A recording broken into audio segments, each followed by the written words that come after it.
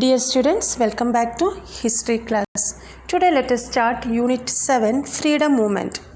Means that is a Part 2, first lesson, Freedom Movement. In this unit you have to learn about rise of nationalism, Indian National Congress, moderates, radicals and revolutionists. And let us start with the rise of nationalism.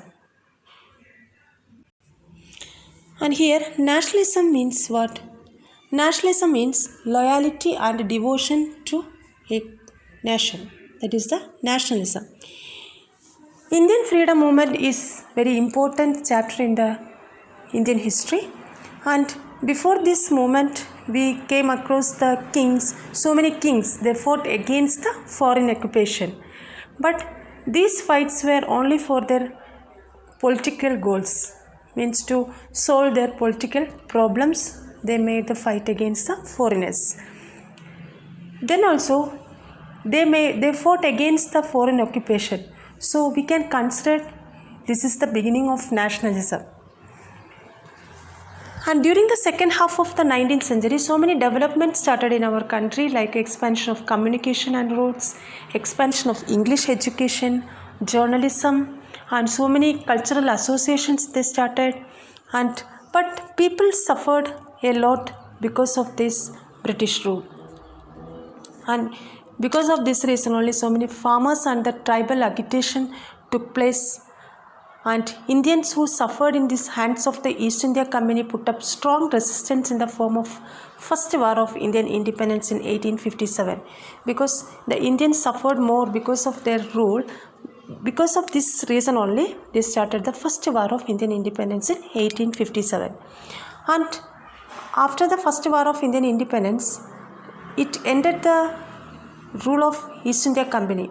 As a result of the First War of Indian Independence, East India Company rule ended, and in 1858, the Queen of England they started to rule India directly. Means British started to rule India directly after the First War of Indian Independence.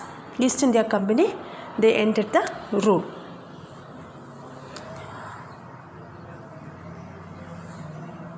And because of all this result, the educated youth, they started sharing the idea of nationalism with the ordinary people.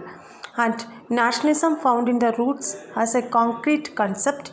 Indian National Congress is the institutional expression of this.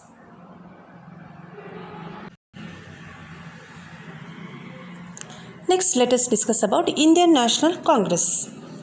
The First War of Indian Independence in 1857 led to the development of political awakening in India, and many educated youth provided leadership to various associations which had nationalistic outlooks. So many different types of association they formed, and only the aim of the nationalistic outlook.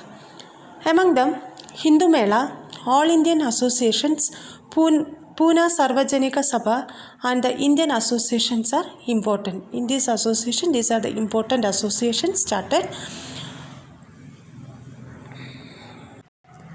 And during the reign of the Lord Lytton, Vernacular Press Act was enacted to curb the independence of the independent press. They stopped the independence of the different types, the independent press, that is Vernacular Press Act. And all these developments inevitable to lead the establishment of Indian National Congress. Because of all this reason only, Indian National Congress formed. The Indian National Congress, which changed the direction of Indian political history. After the formation of Indian National Congress, so many changes happened in the Indian political history, and it was born in National Convention held at Bombay in 1885.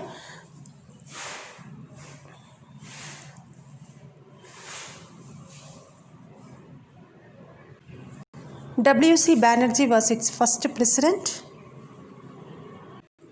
A.O. Hume and he also played an important role in the formation of Indian National Congress, and he was a retired British civil servant, and he met the political leaders in cities like Madras, Bombay and Calcutta and discussed the various issues of public importance. As a result of this deliberation, the Congress declared that achieving national unity as its primary aim during its first national convention, and it tried to achieve unity among the diverse culture and social path of India. The leaders of this period also had the commitment to achieve it.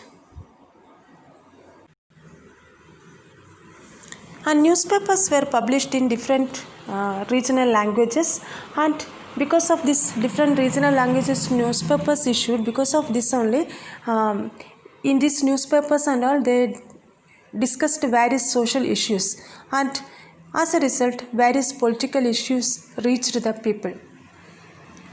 And the British, in that time the British employed divide and rule policy to break the unity of the Indians, and they started implementing strategies to cause disunity among Hindus and Muslims, and still the Indian National Congress continued with its focus on creating unity among the Indians. But Indian National Congress this focused only the unity among the Indians.